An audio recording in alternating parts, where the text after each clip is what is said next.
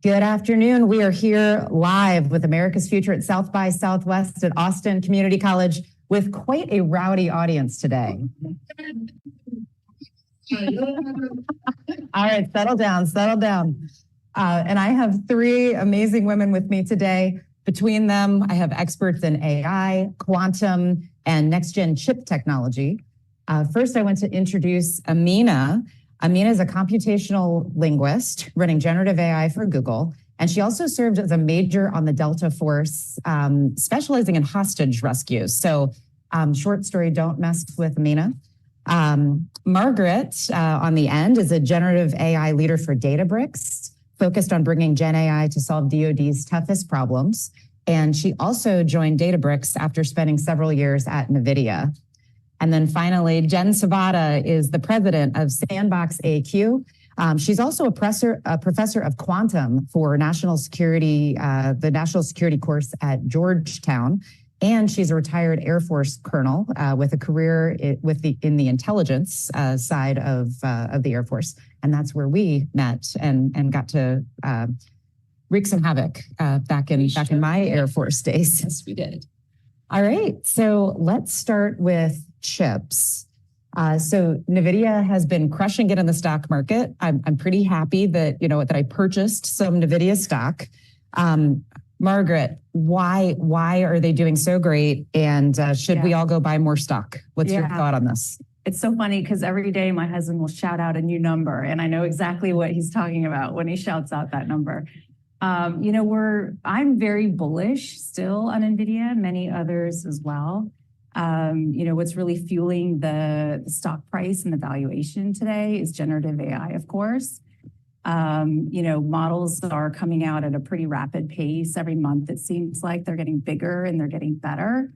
And so I think that trend will definitely continue for the near term. One of the things that we're actually seeing, though, is something called compound systems, where maybe you don't need the biggest possible model. You can combine multiple smaller models together, maybe include a retrieval component, like a vector database, perhaps, and get really good results with AI systems. So potentially you don't need to continue to scale these models bigger and bigger into trillions of parameters and need tens of millions of dollars of compute. So, of course, NVIDIA will still have a key component in the generative AI space, but I think other factors will start to come into play here. Awesome. Do you guys want to weigh in on this? Yeah, I think I love the idea that you mentioned of having that kind of compound infrastructure. We're finding that we are seeing, especially in the DoD and the federal and intelligence field, where edge compute is such a big component of the mission and denied environments is such a big component of the mission, that we are seeing the need for these more distributed, federated, possibly ensemble model-like looking architectures instead of these large behemoth models. And so I think it's extremely important to be able to have access to both of those routes, to be able to exercise both of those muscles, so to speak, and exercise them in the right place and the right time. When you do have the compute and the accessibility, maybe you do have access to some things that act a certain way, and then in the field you have a different type of capability, which is very well known. So I really did like that point that you brought up of it's a diverse field as opposed to it being kind of a singular look. And then if you need to run it on the edge, the models can't be enormous anyways, right? You've got a much smaller footprint on which you can execute. So another factor to consider. So I'm going to go out on a ledge and say that as technology continues to evolve and develop, what this is going to do is really impact robotics. If we think of bringing these models together and then adding in computer vision and linguistics and edge compute that has this high capacity that we've been talking about and developing, that can impact really the robotics industry, whether it's for Department of Defense and unattended vehicles, or if it's actual robotics that can go and do the icky jobs that nobody wants to do in the military. They don't want to climb into a pit and clean it out anymore. Maybe we can have somebody else do that. So I think it's going to continue to evolve, and we're still going to need the chips. It's just we're going to need them for different use cases. I think at least the auto use case that you just mentioned is already something that's happening, at least at Waymo, right? That's already in place on the generative side. Absolutely. I mean, that's a great example of a compound system. So if you take a self-driving car, for example, you don't just have one giant model that's doing all the operations. You've got, maybe a dozen or so different models, each with their own specific task. One is looking for street signs, one's looking at lane markings, and they're all working and executing in tandem, like in real time. So yeah, great example. Awesome. So we just talked about multiple use cases in one and just how complex this is. We know that NVIDIA is working really, really hard to keep up with their production. That's part of why their stock is popping. Are NVIDIA and other chip makers going to be able to keep up with the demand? Yeah, is that for anyone or? Well, I think maybe specifically for Amina, because Google is going to run into this pretty quickly. But for any of you guys, I'd love to hear your thoughts on this. Okay, I guess I'll start. So Google has been, if you look at the CTO level mission at Alphabet, you will see that the challenges that the CTO office is facing on that level are things like Moore's law and going faster than the speed of light, right? So these OKRs and things that they're working against are sometimes to us on the tactical level so abstract, but they've been working on that level for a really long time. And so we introduced the TPU chip, the tensor processing unit chip, I believe around 2012 or 2014. Those years kind of muddle together for me. And those chips were specifically designed actually for internal Google use on our Borg systems, right? We were getting to such a high velocity of level of machine learning models that were specifically DNNs or deep neural networks of any kind, that we needed to build our own compute in order for us to operate and continue serving out free services that we give to the world. And so it's been a long track record of us working with TPUs.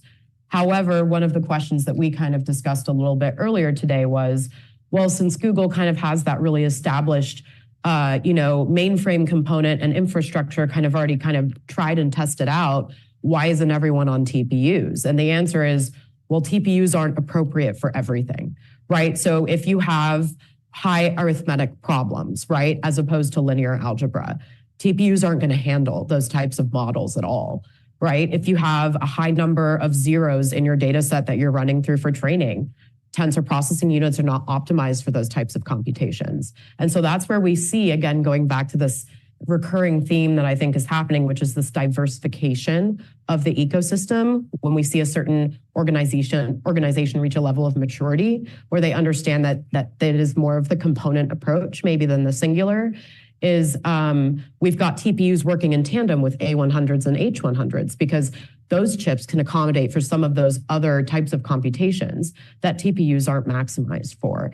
And in many cases, they're more versatile. Mm-hmm. So that's where I kind of, go with the chip concept and, where are things going and how is supply chain going to work? I really think it's going to come down to all of these large companies leaning on each other and the government in order to make these large types of computations that are inevitably going to happen for GPT-5, GPT-6, right? 3% of the world's compute is going to be needed to make GPT-6. That's not a number, right? Yeah. That's a national alliance that we're looking at, right? And percentage of the world's power. Mm-hmm.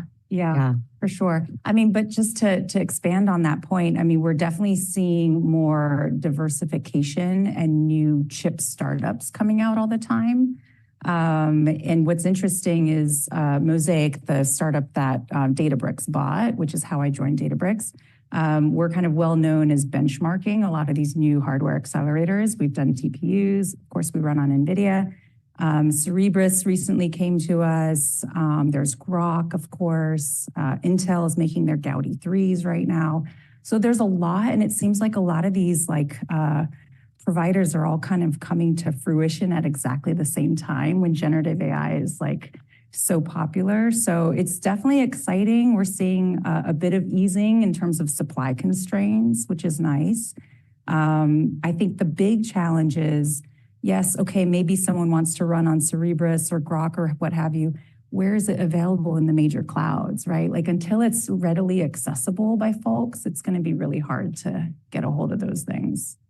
So Jen, I wanted to ask you really quickly because we have a very pointed question that we want to surface. So feel free to like lump these two together. When as I've told you many times, a massive fangirl of quantum, and maybe, you know, that's the next decade of my work. I don't know. But how does quantum start playing into this? Because to the layperson in the technology field, to me, that's the inevitable next step that we turn to for high amounts of computation. But I don't know if that's just an uneducated guess on the quantum field on my part as an AI person, or if potentially there is a path, you know, there for kind of accelerating the level of compute that we can accomplish with these systems. So what we're seeing today is that there's already hybrid chips out there where they're building quantum processors with a classical, usually a GPU. And what they're trying to figure out is how do the compute capabilities work when they have to switch back and forth between classical computing and quantum computing. And one of the things that people don't often realize is that just like with TPUs, quantum computers aren't good at solving every problem that's out there. Right. They're actually good at biological and physical types of systems, but adding 1 and 1 to make 2 is going to be much better to do with the GPU.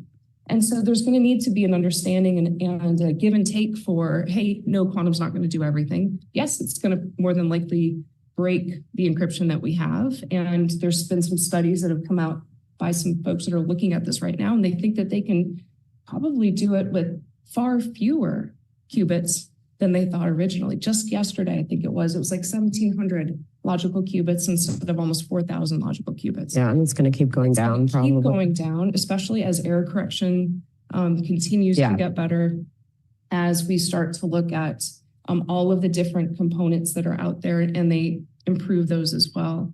And one of the things that also people need to understand is that you always need a classical computer with a quantum computer. Because once you measure what you're measuring in the quantum state, it actually loses its quantum state. And you need the classical computer to be able to read it. Like Schrodinger's cat.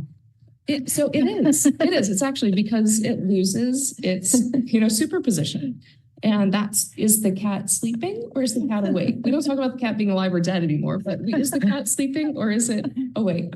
And that's when the classical computer actually takes that measurement and then turns it into ones and zeros that we can compute and understand. That's the first I've heard about a gentler Schrodinger analogy. So thank you for sharing that with me. I'll use that with my kids.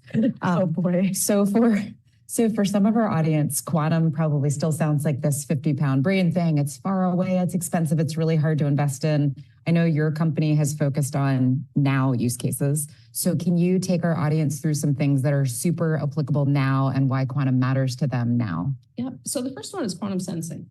There are quantum sensors that exist already, and there have been quantum sensors that have existed for a very long time. An MRI is a quantum sensor. A transistor, a quantum sensor. Lasers, quantum sensors. So all of this biological, how the world works is all based on quantum. And if you can do things like alternative position navigation and timing, where you measure the magnetic field of the Earth, which is a physical system, you can actually use a quantum sensor to do that. So you don't need GPS, or you need GPS for really high precision navigation. But when GPS is jammed or spoofed, you can use an alternative. You can also use this technology for things like magnetocardiography. So instead of using an EKG or an EEG, where it takes the electrical field of your heart, you can actually look at it with the magnetic field of your heart. And you use AI combined with quantum in order to subtract the signal from the noise. So you can actually see the magnetic field of the Earth rather than the magnetic field of the aircraft you're flying in. And then the other thing that's going on right now, which is sort of related to the chip conversation we had, is simulation.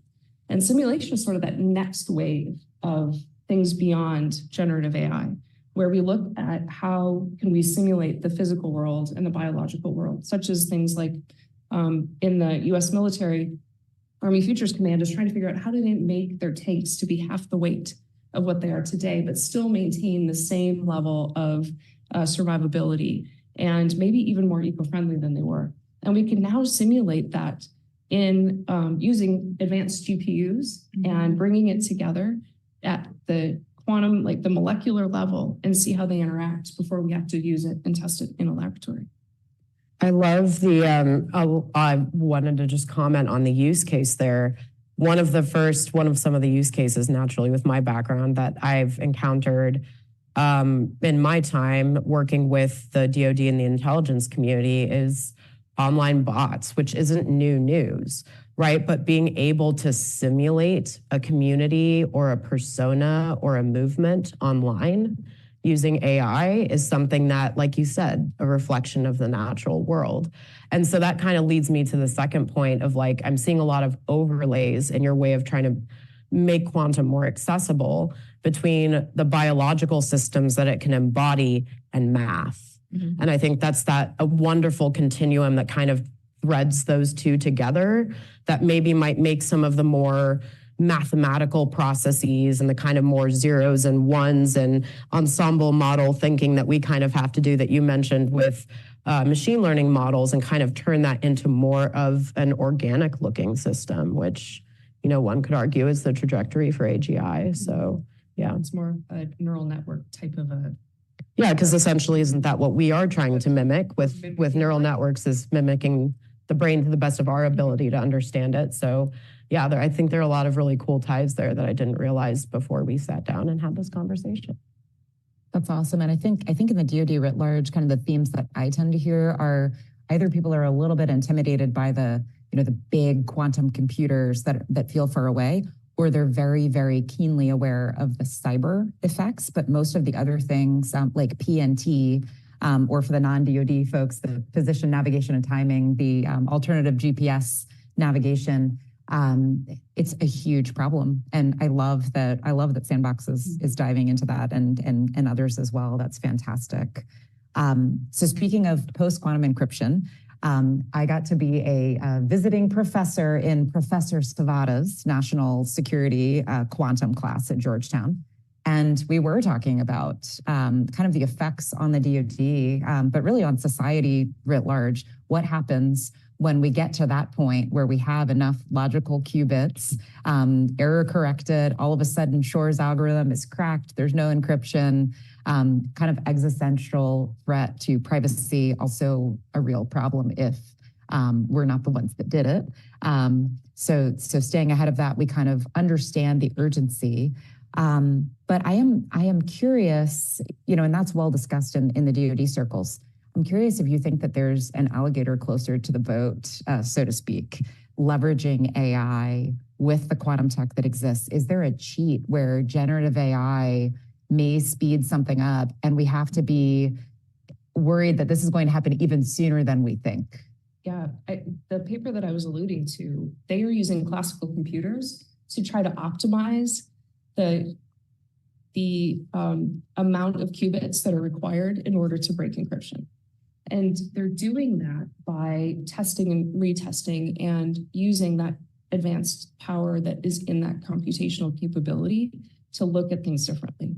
And so I think the two are going to converge, where we think that quantum computers are this far away, but we're going to continue, as you said, get better and better with error correction and figuring out how many logical qubits versus physical qubits we need. And then on the flip side, it's going to be, wow, we actually don't need that 4,000 plus qubits to crack it. We only need 1,700, and they're going to meet somewhere much closer than what people think. So we need quantum and classical computing working together with AI to kind of cheat. Do you think classical computing could do it without quantum tech leveraging generative AI? Does that defy the laws of physics? Oh, Mina thinks so. Jump in here. I had to, right? Because so let's take a step back and look at the core kind of functionality of how generative AI or transformers, the architecture works.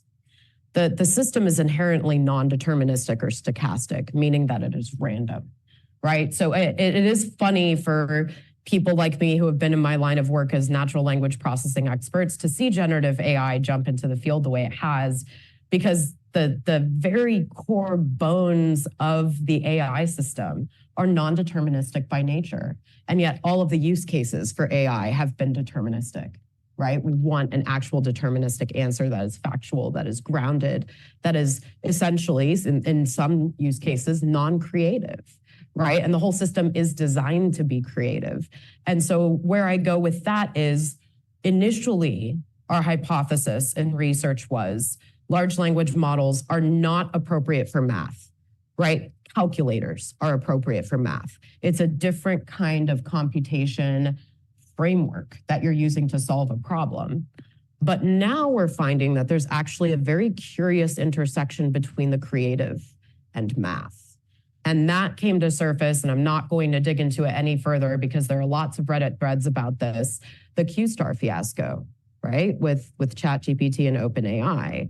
There are definitely some interesting things that will come out of the closet, I think, with the overlay of generative AI and mathematical system and mathematical understanding that I'm almost certain is being worked on all around the world, not just here. Awesome. Do you guys want to jump in on this? Yeah, I mean, it's funny because a lot of people thought when Q-star first came out, it was like a distraction from like some of the craziness that was happening with OpenAI back in, what was that, November? It was Thanksgiving. It was smack in the middle of a holiday, right? Yes. But there's definitely something to it, right? And there's a lot of folks who've been doing research in that field. Jan LeCun, one of them, for many, many years. So I think, that could potentially be the next thing that we see within AI systems, right? Among other trends that we're getting excited about when it comes to AI in general and generative.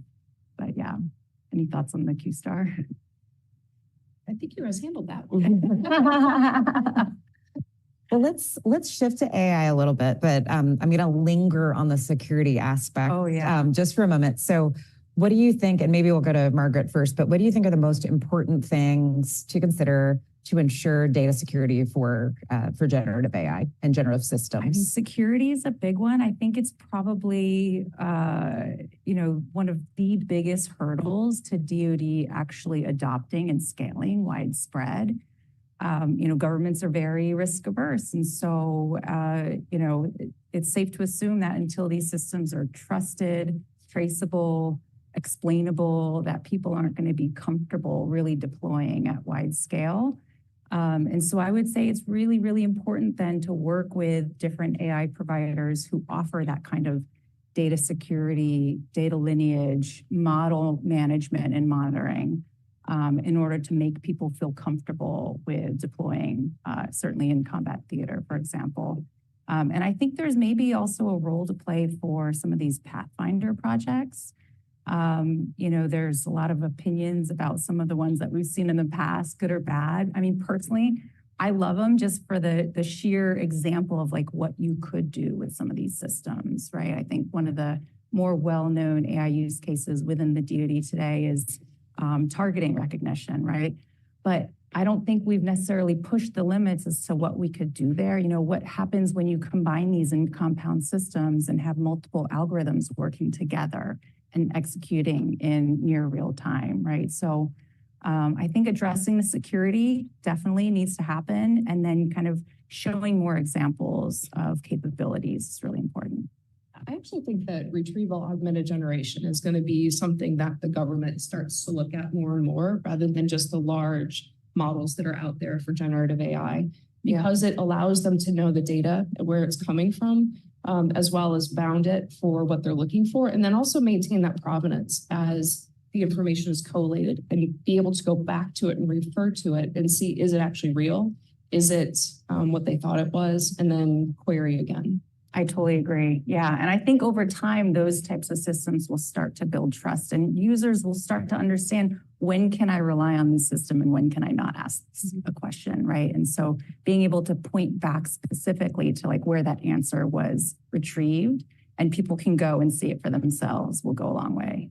It's funny, for my class at Georgetown, I allow them for their midterm to use generative AI. And I don't know if that's allowed at Georgetown, but we're just going to say that it is. No, it is, but it wasn't last year. And one of the things that I have them do, they can't use more than 20% of their paper can be written by generative AI. The data has to be correct, and they have to show me the resources where it came from. And surprisingly enough, it's really challenging to do that with the large models. And a lot of the students start off with like, yes, I'm going to use this for my paper, but they're afraid that the data may not be right, like technically correct, and that the resources that were used might have been made up. So it's really interesting to see in an academic environment where grades and other things are on the line, which I sort of equate to the military, having something that is meaningful to them on the line, that people are apprehensive. That's interesting. I love that working backwards here on what I'm hearing in the overlay of security and generative AI. First of all, I love what you just said in terms of students being more critical of these systems, because what you could argue is that these systems are pushing them to a higher level of critical thinking in the way they examine something like approaching, negotiating a written assignment, right? Or even at work, approaching, negotiating an op order, or approach negotiating a long piece of policy that you have to write, right? So it's an additive tool, but you need to understand it, which goes back to the piece that you were mentioning about try to gain a little bit more understanding and clarity from the models that you have. And that's why people like me, who were kind of at the start of the hype cycle and really, really, churning our wheels since then, kind of roll our eyes when people just want to use these generative AI models out of the box with nothing else included. Because, unless you're at a minimum using advanced prompt engineering, you're likely going to get all kinds of performance all over the place. And so when we see a use case like that come into our laps, we roll our eyes a little bit, roll our sleeves up, and go in and try to figure out and fix what's going on.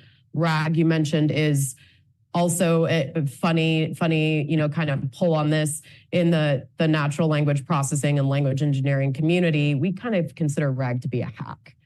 We think it's a little bit temporary. We think it's something that may or may not go away as these context windows start opening up and more kind of clarifying Gen AI ops systems start getting built, for the lack of a better term, as MLOps frameworks on top of these models to do things like traceability and explainable AI.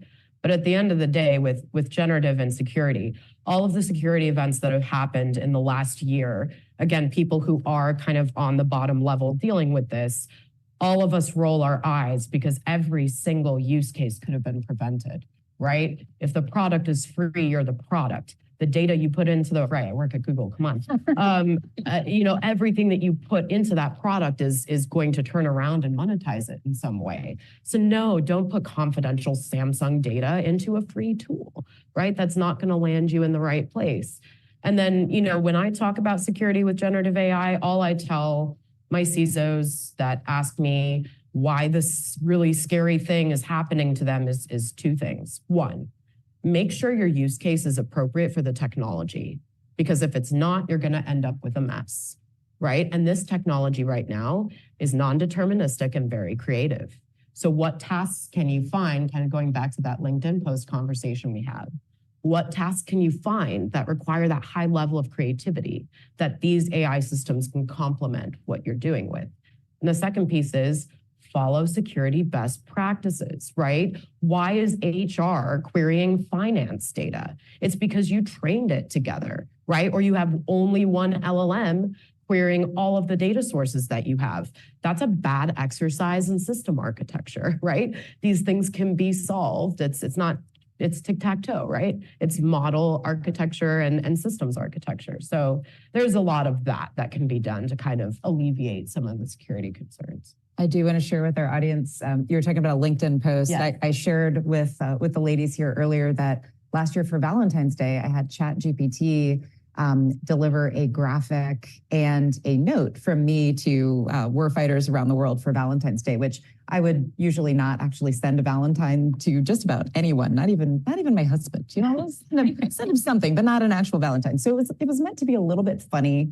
And it was also, I prompted it in such a way that it was intended that even if somebody knew me pretty well, they would read through the letter and be like, oh, she really wrote that, until I, fessed up at the bottom that ChatGPT wrote it. But that is something where, I still get to read it. I still see it goes out. It is creative. I did, reveal things like, hey, here are a couple of things that I've written in the past, and I like to use pop culture references, and I love Star Wars, so it had some, some different themes in there. So that was fun. But I love that you flipped the common concern on critical thinking on its head, because I think where many people, and certainly where my default went, was how do we make sure that we continue to really, especially teach our children critical thinking skills in a world where they can leverage generative AI more, where you can post pretty much anything that you want in any forum, where the fake technology. Deep fakes are getting better. News sources are getting tougher for some people to determine. And so I love that you turned that around to, okay, they're using this model and they're questioning the sourcing. And they almost got a masterclass in generative AI doing that, even though they're taking the course on post-quantum. But I wanted to follow up and kind of go full circle to part of what Margaret said initially on this. So you said the government is very risk averse on this topic. And we just heard a couple of ways that you could really screw this up. Mm-hmm. So my question for all of you ladies is the government appropriately risk averse? Are they avoiding the right kinds of risk? Are they maybe not taking risk where they should? How do you feel about where we are in that whole risk calculus right now? And what should maybe the DoD and federal sector leaders that are listening to this, how should they process this? Mm-hmm. All right. Well, I'll fall on that sword because it was my comment. So I'll start off. But I'd love to know what you ladies think about this. I mean, I think it is appropriate for governments to have a more risk-averse posture on things. I think where we've stumbled, and I say we collectively as a nation, is, if you look at our planning and budgeting cycles, they're decades long in some cases, and maybe a 30-year plan is appropriate for a major weapons platform, but maybe not appropriate for something like software and specifically AI, right? Like, we don't know what AI is even gonna look like in 3 years' time. So, I feel like having some level of flexibility in these large plans and budgeting cycles in order to accommodate for, changes and allow people to be more agile within agencies is super necessary. And maybe that's already being done today. I feel like it's not, but, maybe baby steps in that direction. And then I think, absolutely generative can be useful within government agencies. It's just the smart application, right? It's just a tool at the end of the day. And where you apply that tool, you really need to be thoughtful about that. If you've got a hammer, don't go looking for every single nail, figure out where it makes sense and how to kind of thoughtfully apply it would be, my best answer to that. And having the right partner. Thinking through the right things, doing the right assessment. Those are themes I'm bringing back that I think you already hit on. What do you ladies think? I want to plus one to what Amina said about structure. And we have so much structure in the government in frameworks for how do we build systems, especially IT systems, from credentialing and cybersecurity and authorities to operate and all of these other things, that it seems as if we've forgotten that with generative AI. And now it's the wild, wild west again, when in reality, it's just another software system. So why aren't we thinking about it that way? Yeah, it's definitely a continuum. So I do appreciate you kind of stole my thunder, Margaret. Margaret said, the government should be more risk averse. And I think in the chaos that we saw between the pandemic and now the generative piece kind of hitting us, is one consistent kind of establishment that we can hold on to is and has to be the government. Right. And so the government has full right to kind of be that holding wall, while some other entities maybe go a little bit crazier than others. But what I will push back on, though, is that there aren't any corners of the military that do allow this kind of crazy experimentation to happen. In my time at JSOC, I owe it to all of the people who brought me in on projects and managed me. And I say managed, very thankfully, because they had a lot to manage, and allowed me the freedom to go do what I needed to do. And here's the thing. You can manage risk by hiring good people. And that's the whole point, right, of having a chain of command, is to hire good people that can then kind of take that risk and distribute it. So if you have a technologist who understands this technology and knows where the risks lie and where they're most appropriately applied, that risk can be transferred down to people who can carry that burden for you and potentially go solve that problem for you. And I made mistakes, right? Everyone makes mistakes. And there were some, fires we had to put out as a result of my crazy machinations at 2 a.m. in the middle of Baghdad, right? But at the end of the day, they were all learning opportunities and they all led to something more. So that's where I think, on the risk averseness side, there is a way to kind of distribute this. We just need to give more power to those who are technically inclined within the organization and enterprise as a whole, give them that opportunity to take up that leadership token that we try to train into our soldiers and our intelligence community continuously. So. I loved that framing of risk in general, because I do think, and I think this is partially what Margaret was getting at, was that the DoD is pretty good at doing the experiments, because that's actually where the most talented people, oftentimes, they want to try things, and they're often given room to run. When you try to scale, that's when you also have to have the talent at scale to distribute that risk. And it is a challenge in the DoD. And any organization that doesn't have that particular expertise for that thing, they do have to partner really well. And if they don't, the folks that are looking at it are going to attribute even more risk than may even exist. Mm-hmm. Because as you pointed out, if you really, really understand the technology, then you can hone in on this is the real risk I need to worry about. The way that I configure this, or the way that I deploy this, or the way that I manage security on this. I'm just, making things up. But the more that you know, it's kind of like being an investor. Some folks will say, "Ooh, that's a really risky investment." But if you see exactly where a company also can perform, and you have kind of outsized knowledge, you can mitigate your own risk and get returns. So I hope we find that balance in the DoD too. Mm-hmm. Did either of you want to add anything more to that? Yeah, I think that there's a lot of great experimentation happening in the labs across DoD. But I think, and we could fill an entire session on this, like how do we get some of that great tech out into programs and deploy it, right? I think that's a whole nother issue. Yeah. But yeah, I would agree, Amina.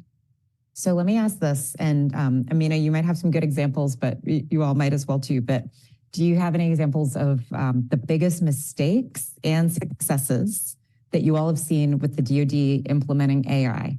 And we won't name names, but a wise person learns from someone else's mistakes. So if we have leaders that are trying to avoid something funny or maybe ride a success, what are the best examples that you can think of?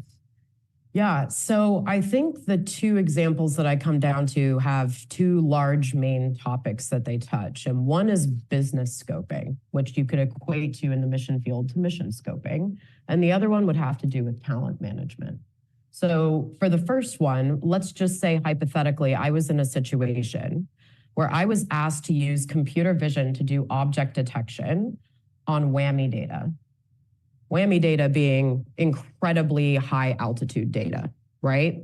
And we were being asked to do things like detect if a dude has an RPG on a roof of a building, which is absolutely not what whammy data does, right? That's what our TUAV platforms do, because they're at a lower altitude. And so they have higher fidelity. And so here we are looking at 2 pixels, right, of this thing we're supposed to do object classification and detection on. And we're going, well, how the heck do we solve this?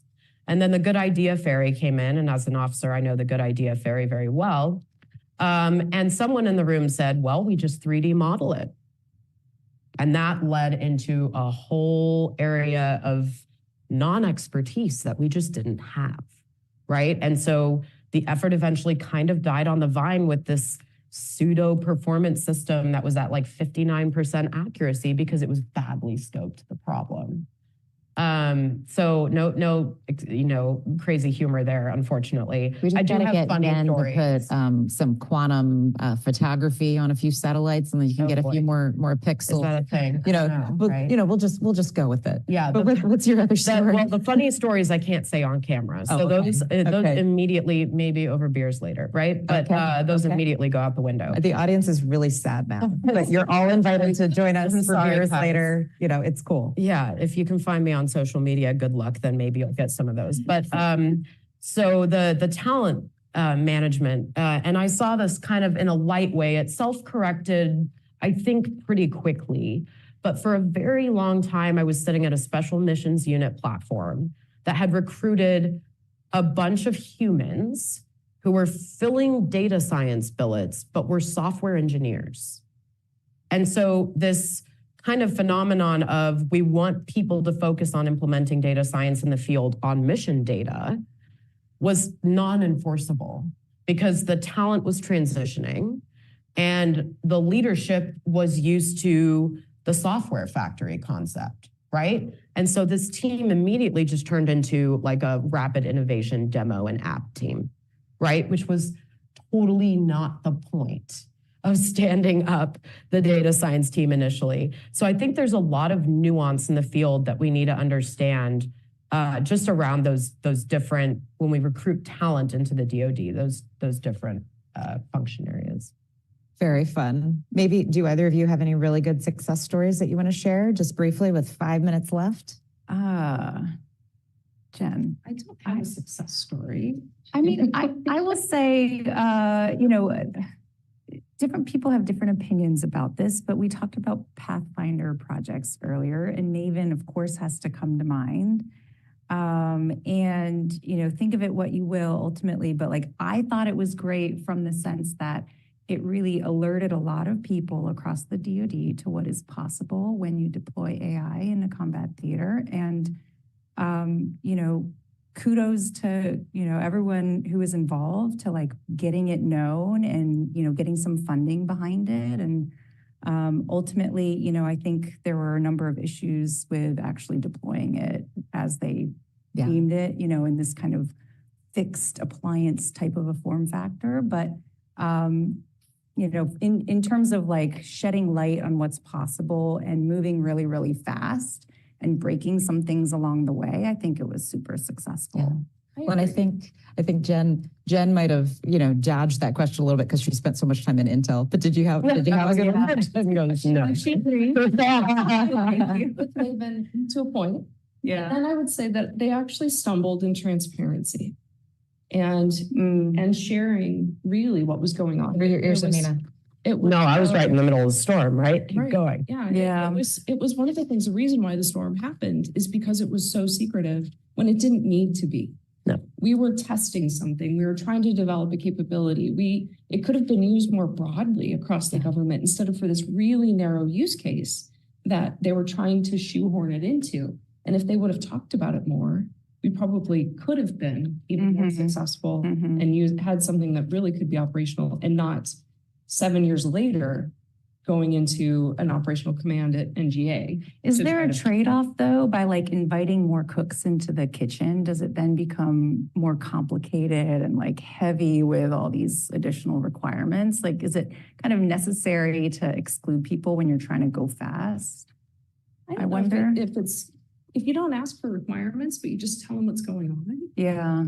So transparency, but not like, there's definitely that whole balance that you always have to strike, unfortunately, in our business.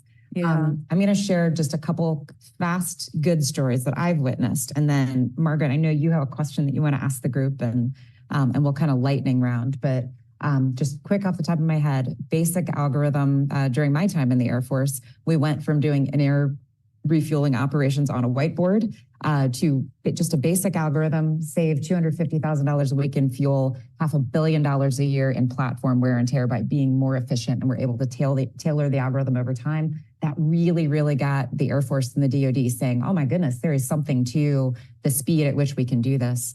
Another favorite one, NORAD, used AI after a failure where a gyrocopter landed on the Capitol lawn. And you had to be really, really trained to watch the air patterns at the time. And it was really hard to tell between wind and a gyrocopter that was perfectly following the wind at that time. But they they leveraged a company that specialized in doing that type of AI modeling. And they were able to use the data and show very clearly, oh, this is something that we need to track. And let's check this out. And then actually just recently, there was a world event that prompted a DoD customer to reach out to me And my company was able to deploy a generative AI capability in about 48 hours so that people could intercept speech in multiple, not intercept, but use speech collected in multiple different languages and create a model to keep up with all of that as general knowledge management for an emerging issue. So there are some really good things happening. But I guess it's also a business where a lot of the successes don't end up in the press. I know. I was and thinking that as and a lot of the failures are fodder. Yeah. All right, let's lightning round on your question. Yeah. Okay. So lots of excitement about generative AI, but what is the killer app? Have we actually discovered what that might be yet? Curious to know what the thoughts are. So I think that future is simulation and robotics. Okay. For me, it's back office automation, right? So the Not same, sexy, but useful. not sexy, very high ROI, Yeah. but it's silent. But Yeah. it is, like you just To mentioned, the right? fueling example. To the Yeah. fueling example. Yeah. Absolutely. Back office tasks with simple algorithms, tasked to do very focused things. Yeah. And I'll throw in health and medicine. We are now using generative AI to write new drugs, at least theoretically, and to experiment with new molecular patterns. And I feel like if we can bring together all of what we know and all we're modeling now, and you no longer have to be, like a doctor that's so deep in one thing and have a bunch of people around the table that are so deep in one thing, to be able to ask one model, train one model, and be able to ask any question that combines all of those medical and health and drug fields together. Maybe we get to a point where we really do understand our bodies and maybe can predict who might have a reaction to a drug. And, we're still discovering new organs, for crying out loud, just a few years ago. So it's amazing how much we don't know. And maybe generative AI can help us to kind of reach across industry. Yeah. So we are out of time. And I just want to thank all of you for joining me today for this panel. And I also just want to say that it occurs to me that it is International Women's Day. And my task for America's Future series was to bring together just really smart people that could talk emerging tech, and especially to hit quantum and AI. And I am realizing that it is fantastic that it is International Women's Day, and we happen to have 3 experts in that field who also really know the DoD. So it's been awesome spending this time together with you, ladies. Thanks a lot. For having us. Thank you. It's been great. It's fun. All right.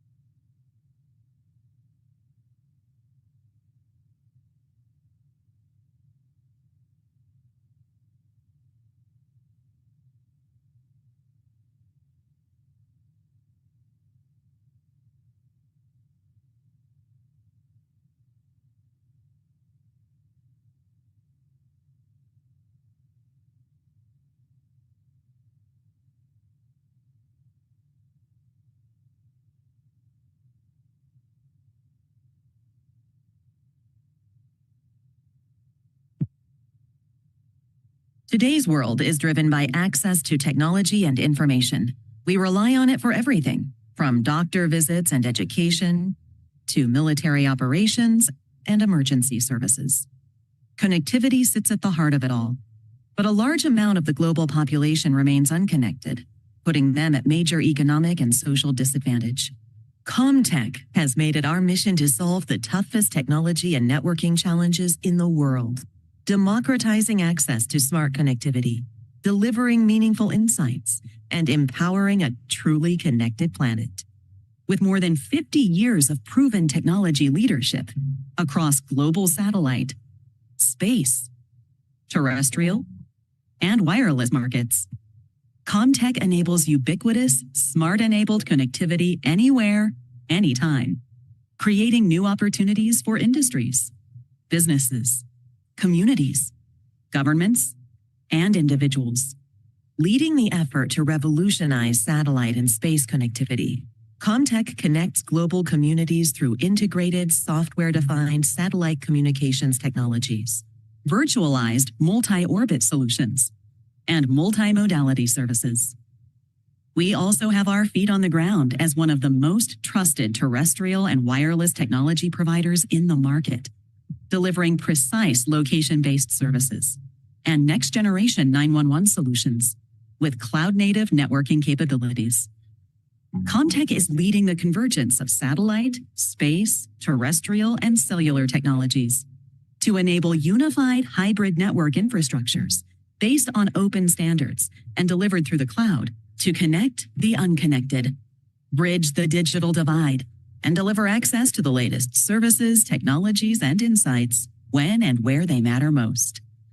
Comtech allows individuals to thrive, businesses to get work done anywhere, anytime, entrepreneurs to take advantage of new market opportunities, government agencies to provide essential technology-driven services to citizens, and first responders to anticipate, coordinate, and respond faster to emergencies. Smart-enabled, insightful connectivity from Comtech helps you enhance productivity and collaboration, optimize operations and create new ecosystems, visualize the supply chain, improve customer experience, and open the door to new possibilities. Fulfilling humanity's destiny requires seamless, smart-enabled connectivity. Only Comtech has the experience, innovation, and vision to build connections around the world that set ideas free. Learn more at comtech.com.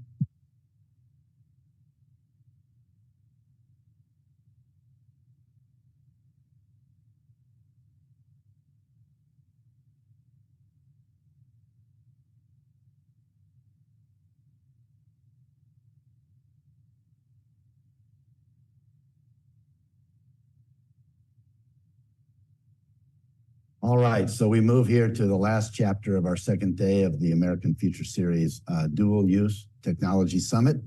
Quite excited, actually, to spend a few minutes with my old friend, the dear friend, Renan Horowitz, formerly CEO, Albert America, currently an executive advisor there. Renan, I'm trying to think when we met. I think it was around 2001 or 2. I think it's 20 years plus. Yeah. Well, you didn't need to put a number on it like that, but yeah, about 20 years ago, and we actually were both on the board of directors for a company that was making a joint helmet-mounted queuing system. A joint venture, right? A joint venture. A joint venture. That's right. That was making a joint helmet-mounted queuing system for actually fighter pilots across all the entire aircraft fleet, U.S. and allied fleet, to kind of change the game and also kind of address, I'll say, a serious national imperative at the time. Absolutely. At the time. Very, very important. Yeah. Your thoughts on that? Yeah, I think that program and many other programs, I think I've been very fortunate in my career at Albert America to do a lot of different things. I think the unique thing, I always think about what made us really successful is a focus on the customer, focus on the warfighter. In many cases, you could say other companies could have brought in maybe a little bit more advanced small capability, a better processor, a more colorful display. The unique thing about Elbit and Elbit America is coming up with solutions that were providing value to the warfighter. And I call it Elbit is for the warfighter, by the warfighter. We enjoy a lot of the capabilities from a parent company where people may work on a program and a product during the week, and then the weekend go to reserve duty and use it. Yeah, yeah. And so that gets them to really understand how these technologies play and contribute. How many years were you at Elbit? I have been at Elbit 34 years. I actually started my career in technical roles in the Israeli Defense Forces. I was on the team that developed and refined Merkava tank, a main battle tank. I worked directly for the Deputy Minister of Defense, and then joined Elbit. And then basically 32 years ago, I had the opportunity to be the one coming from Israel to join a handful of retired U.S. executives and start Elbit America as a greenfield operation, no contracts, no business. A startup. A startup, and all the way up to $1.5 billion. I'm very proud of what we've done. It's remarkable. It's remarkable. You've led differentiated growth, both organic growth as well as strategic acquisitions along the way. It has been a 20, 30-year, you say, journey. I've known you for much of that time. But in that period, you've led successful business growth, okay, across defense, across military customers, as well as border security and commercial aviation, right? Yes. So currently, Elbit America has a portfolio that stretches across all of those. Can you characterize that just a little bit? Yeah. Because you, like I say, it came as a startup. Right. And you had to choose the market segments to go after. You chose focusing on the customer, solving the customer problem that they confronted. Just your thoughts on the journey a little bit, and then we'll get to the questions that we've talked about. So again, just from the unique thing I think about Elbit America is a very diverse business model. So still today, some of our business model is about taking proven capabilities from our parent company and adopting it for use. The Joint Helmet Mounting Curing System is a good example, a few others. During the journey, we basically enhanced significantly our organic US capabilities. We have about 3,500 people right now in the US, 600 to 700 engineers, and we do a lot of organic development as well. In the last 5 years, we've been very fortunate to be able to invest about $1 billion of acquisitions, including the night vision business that we bought from Harris just before the merger with L3Harris. Actually, that's when L3Harris bought ITT. That's correct. Yeah. And we had the ITT had a night vision business, right? Yeah. I have some familiarity with that. Yeah, that's the business. You're very familiar. That's the business that invented I-square imaging. Right. And we're now on the fourth generation of that technology. We were able to buy the Sonobuoy business, Spartan, and undersea warfare capability that expanded our capability there. Logos Technologies, which is a leading provider based in Virginia of WAMI, Wide Area Motion Intelligence capabilities, and really expand the capability. And we still today enjoy access to the vast Elbit portfolio of products and technologies, but augmented with very capable organic US capabilities. And I think that's been a very, very successful formula for us. Yeah, clearly it has. So as you move through this progression from really a startup with no organic capability to now, what, $1.5 billion, 3,500 employees, it's quite a journey. What are some of the major challenges that had to be overcome? Were they expected challenges? Were they, some of them, surprise, kind of thrust upon you? Probably the challenge was a little different over that 2 or 3 decade period. Speak to that and how you led teams to overcome these challenges and prevail. I would say from a challenge perspective, which we turned into an opportunity. Ken, you know that our market space in aerospace and defense is dominated for very large players. So we always face the challenge of recruiting the right people, attracting them. We created an environment, a culture that gives people opportunity to make a difference, to connect with the warfighter, to really understand the mission. I love the mission statement we have. It's innovative solutions that protect and save lives. And I know we'll talk a little bit about innovation and all the need to really renew and innovate. I think the unique thing about us, and our customers know that, we don't bring innovation for the sake of innovation. We bring it in order to provide a solution for the warfighter.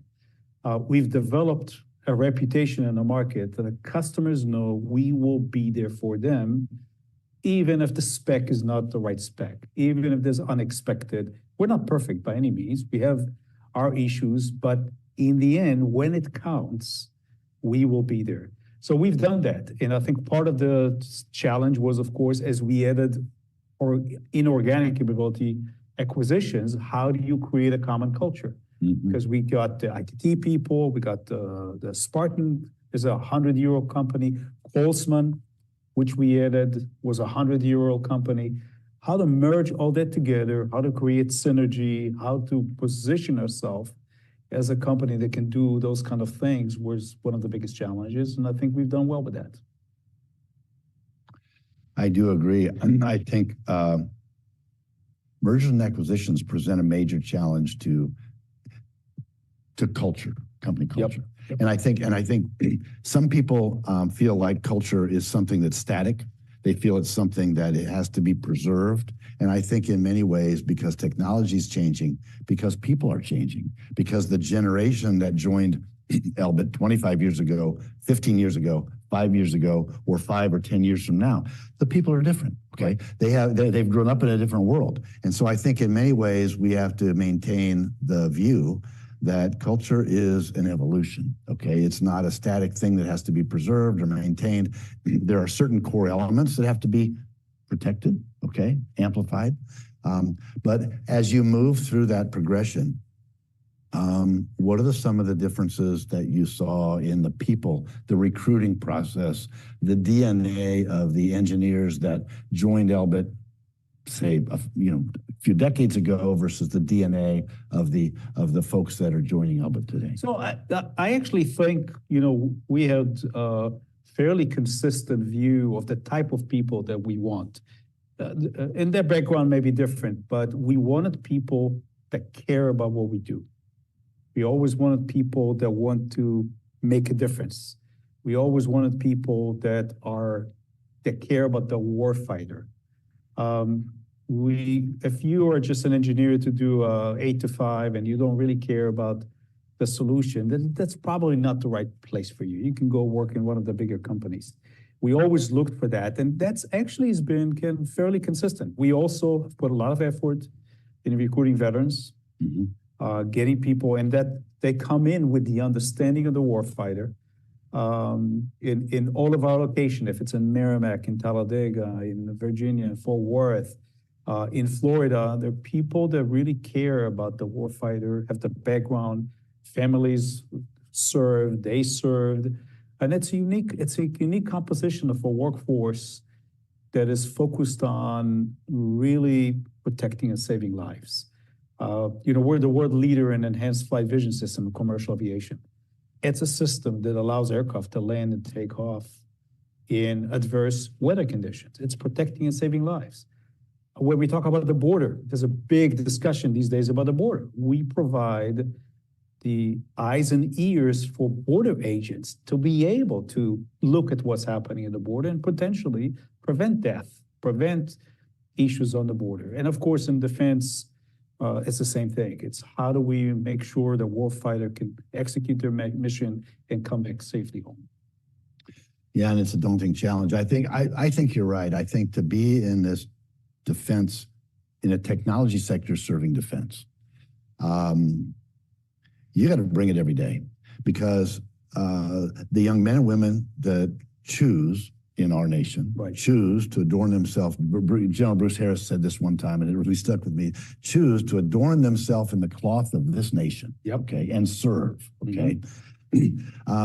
Those young men and women, they're willing, and they choose to go into harm's way. They choose to serve this nation, execute the missions that this nation calls for.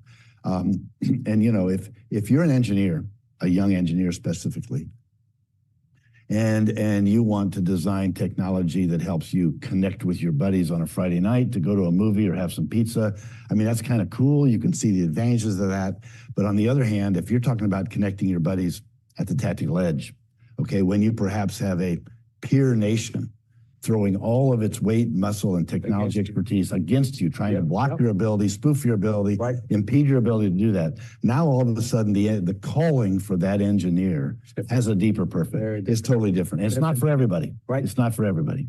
Okay, but the men and women that choose to go into that in order to serve and provide the technology-enabled capabilities for our own sons and daughters, our own friends that live down the street. It's a different kind of calling. Absolutely. Different kind of calling. So how does that touch on innovation? Because innovation in a commercial context is one thing. Innovation in a DoD context is maybe something else. And I think, and speak to that a little bit. I think, there's a lot of discussion on innovation. And I think that you and I probably share an opinion that there's a lot of innovation in the commercial market space.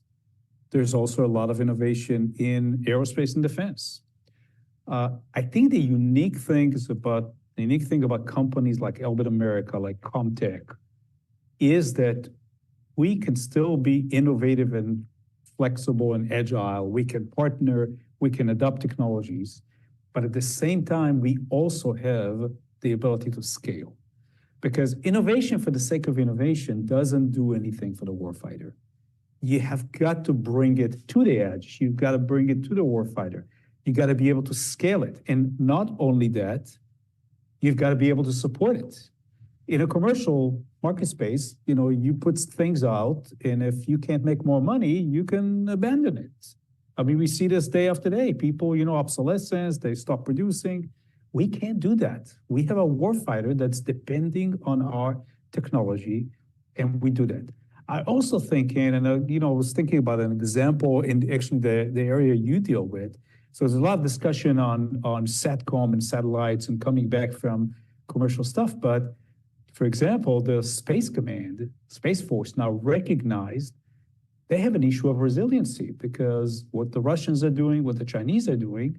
So it's okay to have a commercial constellation, but you need to make it resilient if you want to apply it for defense applications. So across the board, we can see areas, if you want to use AI/ML, you've got to make sure it fits what the use case is, and it's protected against spoofing, because you can't rely on AI/ML and robotics and stuff if the enemy can actually spoof them and stop them. It's very different. The application is very different. So I think the secret of what we've seen is the marriage of innovation, commercial technology, with our understanding of the use case and what it really takes to make it effective in the field with a warfighter. And I think the challenge is even greater in America than it is in some other places, because in America, our sons and daughters at the very early age start being exposed to technology. They leverage technology. Yes. I envision a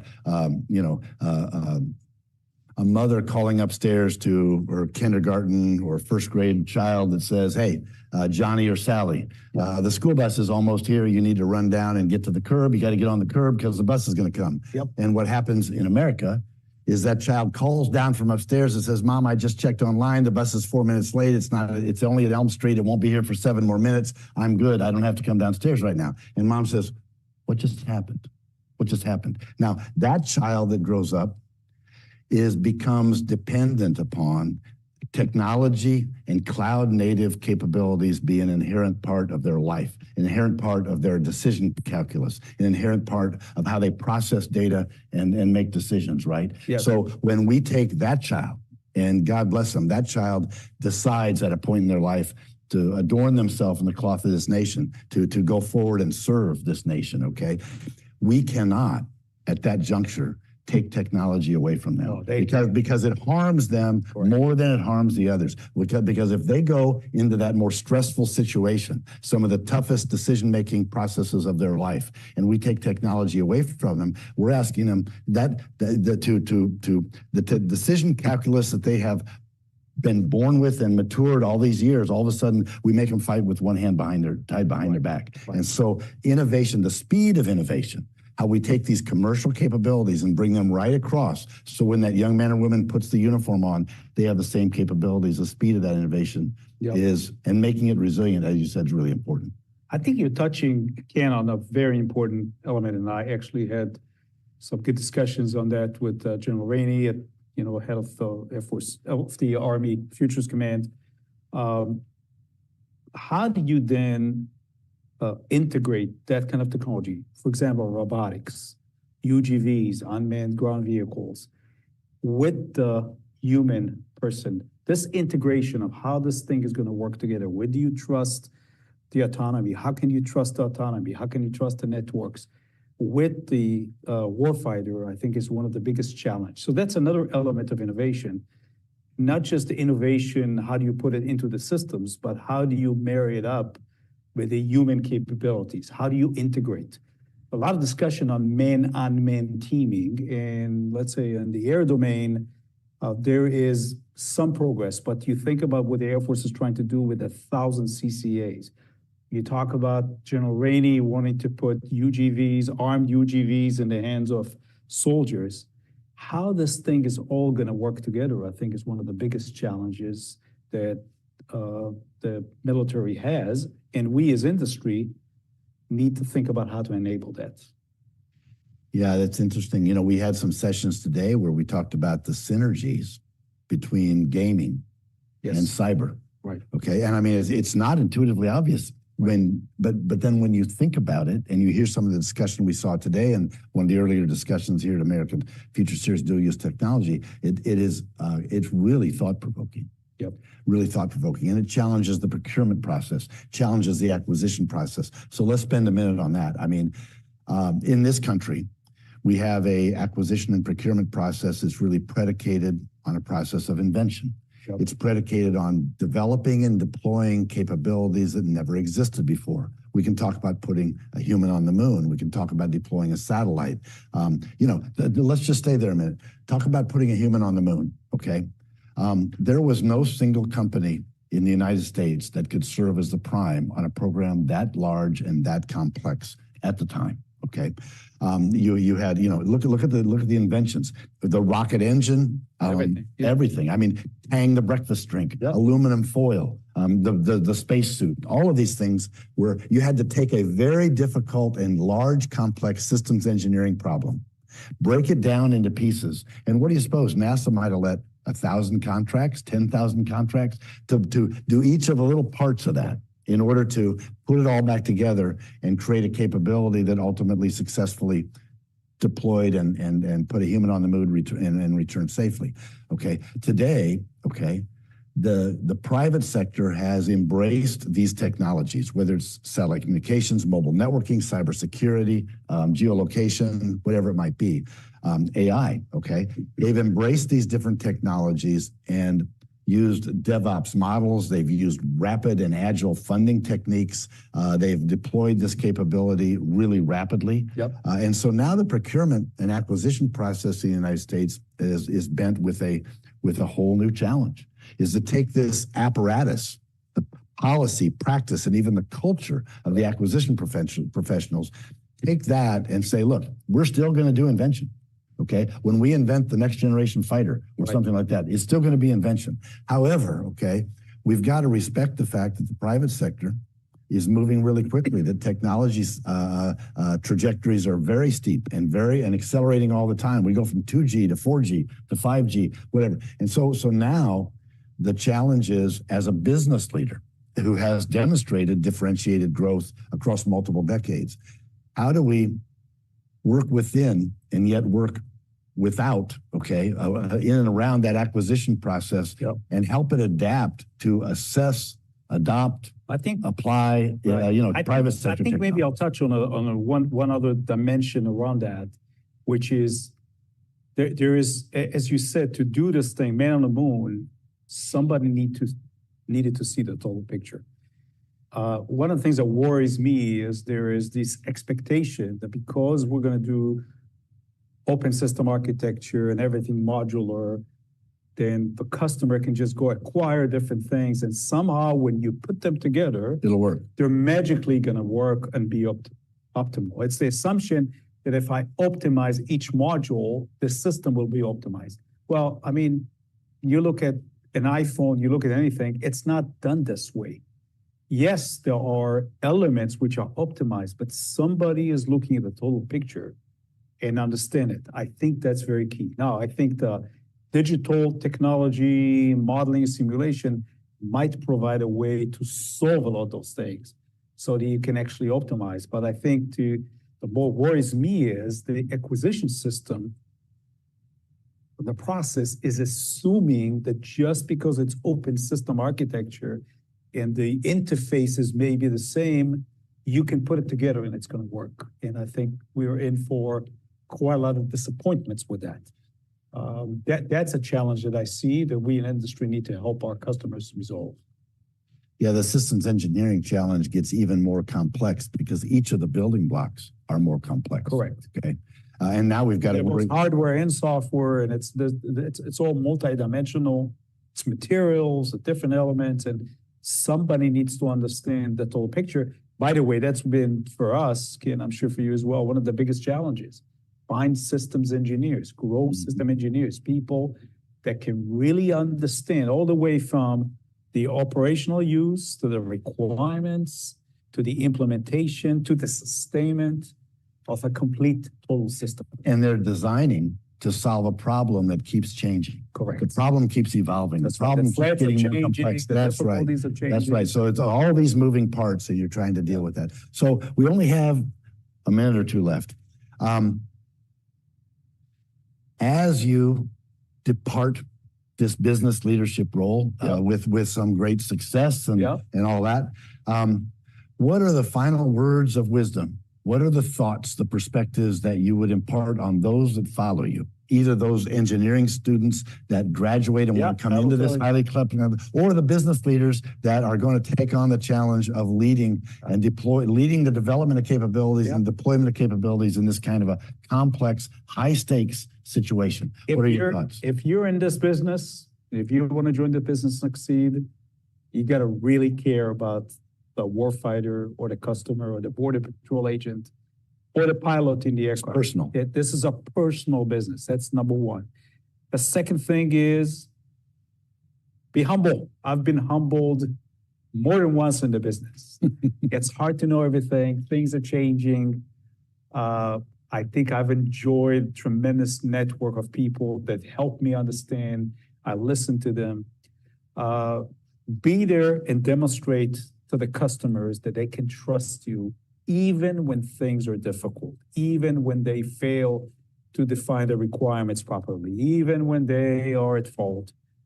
Be there for them. This is a long-term business. The relationship you and I have created, Ken, over decades is what makes us successful because people trust us. Those are the things I would say that help me make it happen. And I hope that people that follow me will do the same thing.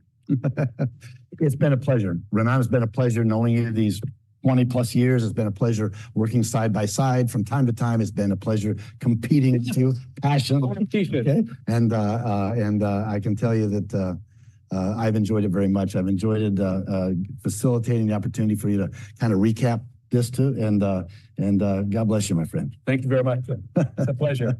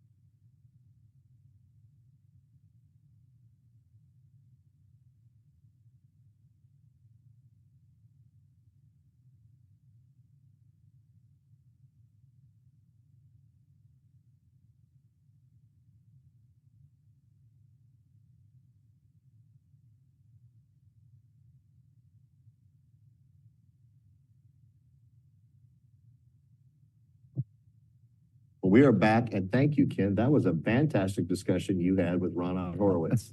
So I enjoyed it. I appreciate that. You've known each other forever. It was a very insightful, meaningful conversation. Love to have two guys like you who have led very diverse and challenging and dynamic companies and very dynamic environments. Love to have a bourbon with you later and talk a little bit more in depth, maybe. That'd be great. I'll tell you. Let me just jump in a minute. The very first thing Renan and I worked on was something that was born out of a national priority. In the late 1970s, there was a defector that left Russia in a MiG aircraft, landed in Japan. Okay. And of course, America threw a towel over that, covered that aircraft and analyzed it. And they discovered there were certain capabilities in that aircraft that were game changers. Would have changed air superiority over the Volga Gap had there been a conflict. And the nation launched a critical imperative, a national priority, in order to address the development of a capability within the United States that matched or at least or was better than. There was a hubris at that time where we thought we were just so much better than them, and when we got hold of one of theirs, we were stunned. It was shocking, and in fact, I'll tell you what it was. It was the ability of a fighter pilot. We've all watched Top Gun and the maneuverability, the maneuverability of the aircraft, and how you have to maneuver the aircraft in order to get the bogey, the target, in the box that's on your heads-up display. Well, what was made real in that defection and the analysis of the aircraft was that the adversary had the ability to put the bogey in the box on the visor, which means you could turn your head and take an over-the-shoulder shot. You did not have to maneuver the aircraft the way we had thought about it. Out of the box, innovative idea. And all of a sudden we realized, game changer. We're in trouble. Game changer. So actually, Renan and I were part of a joint venture that created the joint helmet-mounted cueing system that was ultimately fielded across the entire fighter force of platforms across the United States. And what it enabled us to do was do the same thing. In order to, you could turn your head, you could look down and see through the airplane. You could see through the bottom of the. That's right. It wasn't there. As if it wasn't there, you could turn your head and take and put the target in the box and take an over the shoulder shot. And that was a kind of, when Renan talks about the passion that it takes to drive innovation when there is a national imperative. Well, fear helps too. Fear helps too. Not only you got to have passion, but oh my God, we're in trouble. It's different than making office furniture or something like that. It's just a different business to be in. And he talks about the passion and how it makes your juices flow and creates innovation. Yeah, that's right. That's right. So I enjoyed the conversation. That's brilliant. Well, you guys have done some great work together. We had a great session today. We had a great session yesterday, and you always do a fantastic job of sort of giving us the high points. So were there any key elements of the day that you thought were really valuable that you'd like to share with the audience? And maybe when you guys go out to YouTube and watch these things, you're going to look at the things that Ken recommends you check out. Yeah, so I'll tell you, there's always a couple of themes that these threads run through the day, regardless of what the topic is, regardless of who the speakers are. And to be honest, some of the themes aren't surprising. There's some of the themes we've seen at other dual use summits, other American Future Series summits. But in this case, the need for faster acquisition. We all know how fast technology is moving, the pace of play, the steepening trajectories of technology and innovation in the private sector. Look at how fast AI is moving and things like that. And so we spent some time throughout the day talking about faster acquisition within the DoD, and that has to do with policy, it has to do with practice, it also has to do with culture. Okay, the culture has to, in large degree, culture has to change.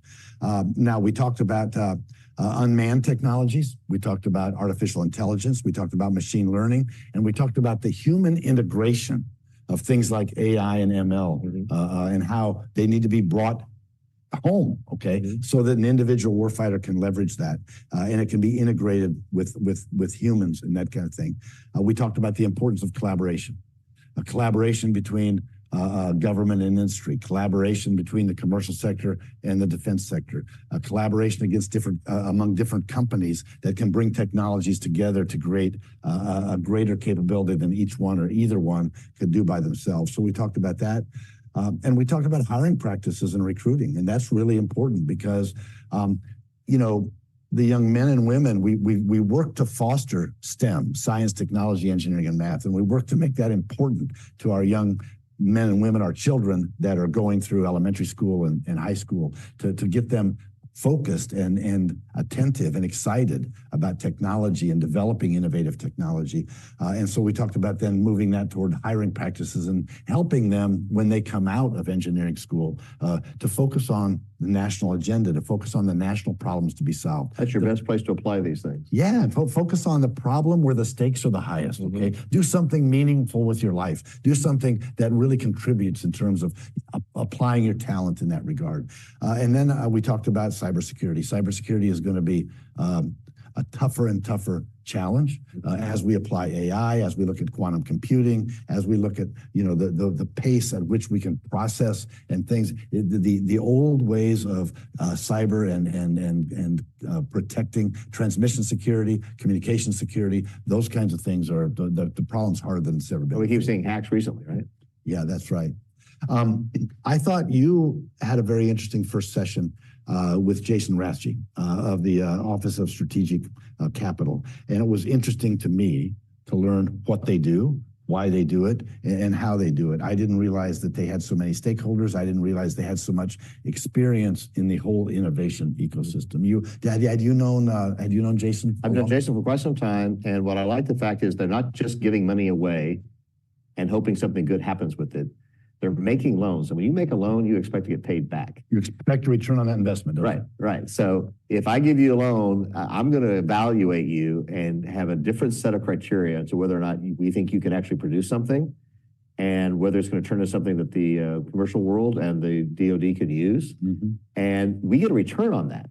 So as a taxpayer, I kind of like that. I like that too. And if you're a parent who has a son or daughter that wears a uniform, you might like that even. In fact, the more money is being applied, right, Yeah. et cetera, Yeah. and more different kinds of capital being applied, and it's lowering the cost of capital. So yeah, I loved all that.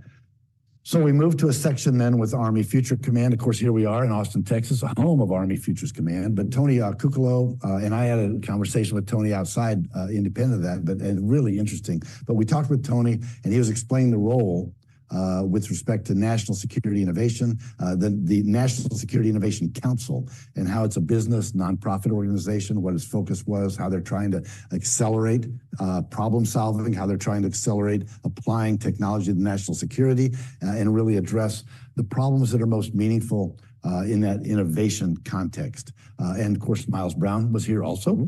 Miles Brown talked about how AFC is focusing on materials procurement and moving ahead with innovative weapons, innovative technologies, and future war readiness. We all know that the best way to deter war is be in a position of strength. Yeah, be in a position of strength. So I thought... I was 5'8", and I was in a bunch of fistfights. You're 6'2". I don't think you've been in as many fistfights as I've been because people aren't stupid.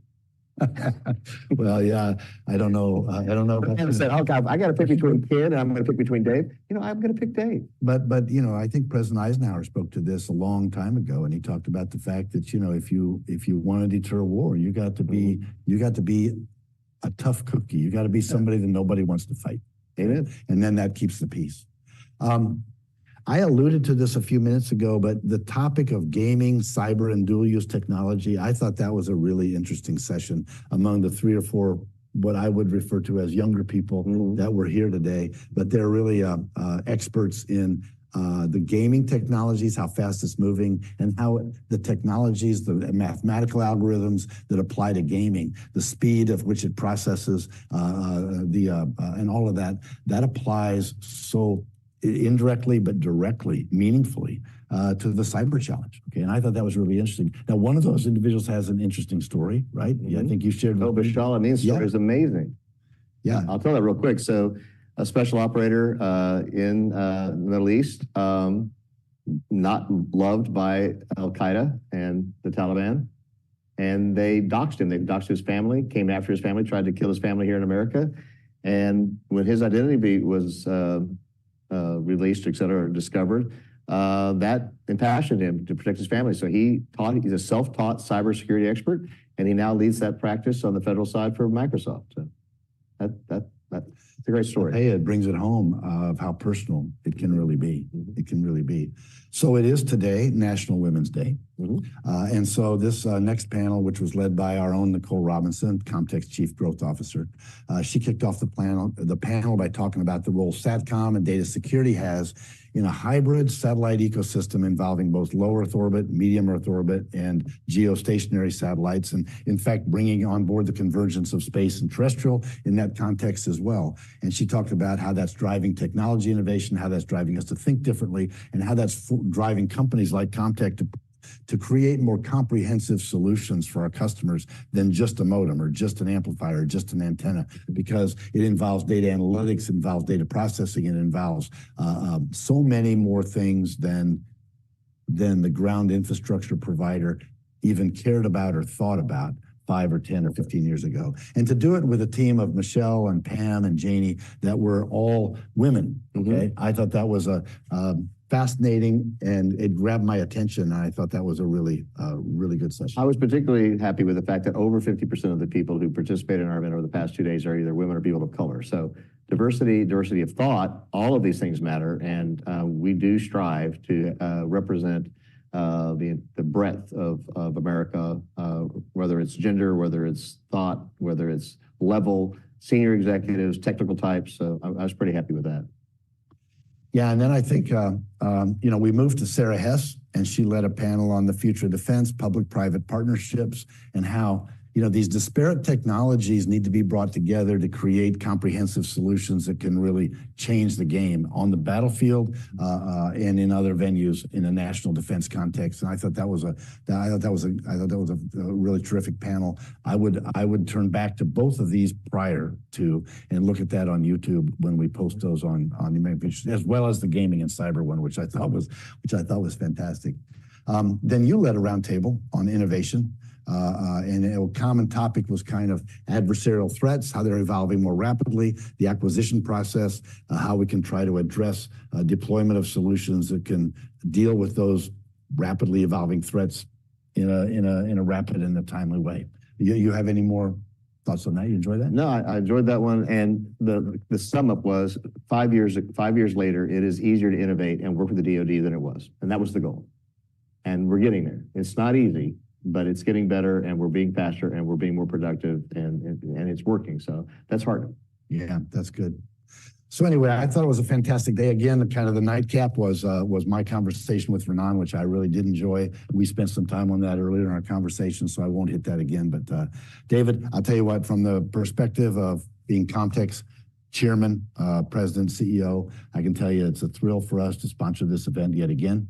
It's a thrill to see this gathering of thought leaders in a non-political environment where people can speak freely, people can throw out controversial ideas, people can really take on and confront the challenges of our day, both today and the emerging challenges that are coming forward. To do it on National Women's Day is exciting because I'll tell you, I'm a huge believer in diversity and bringing diversity into the problem-solving community where we're trying to overcome real challenges. We're trying to move faster. We're trying to sort out difficult options and find the right way ahead.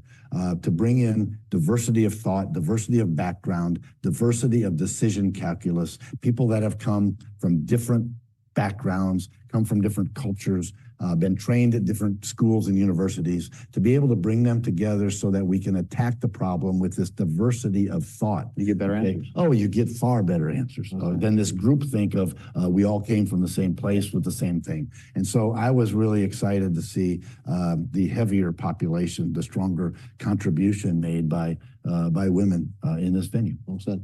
And because of your thought leadership, I'm going to let people know that July 25th, we'll be in D.C. with our Space Innovation Summit. General Hyten, General Raymond, General Saltzman. We're honoring D.T. Thompson, but we're honoring my good friend Ken Peterman with our Lifetime Achievement Award for Business Excellence, which in large part has to do with thought leadership. And so I hope you all join us in July. Look for that, our Space Innovation Summit, and look for all our events. And we couldn't do it without you. Thank you. Well, I'm humbled. Thank you, David. Thank you, sir. God bless you. God bless.